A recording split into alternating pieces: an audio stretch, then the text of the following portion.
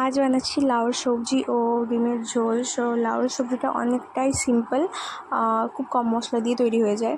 So দেখো, লাউয়ের তরকারিটা বানানোর জন্য কেটে ভালোভাবে ধুয়ে আমি এটাকে সেদ্ধ করতে দেবো। তার জন্য হলুদ গুঁড়ো, লঙ্কার গুঁড়ো ও লবণ দিয়ে আমি সেটাকে সেদ্ধ করতে দেবো।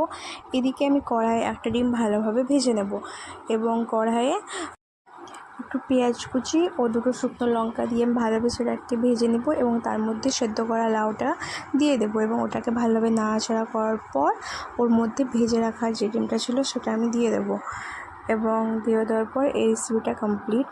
এবং ডিমের ঝোল বানানোর জন্য দেখো, প্রথম হলুদ লবণ মেখে ডিমটাকে ভালোভাবে ভেজে নেব এবং কড়াই তেল দিয়ে ওর মধ্যে দিয়ে দেবো পেঁয়াজ বাটা, আদা রসুন বাটা এবং জিরে গুঁড়ো, ধনে গুঁড়ো, লবণ, হলুদ গুঁড়ো, লঙ্কার গুঁড়ো দিয়ে ভালোভাবে সেটাকে ভেজে নেব এবং ভেজে নেওয়ার পরে ওর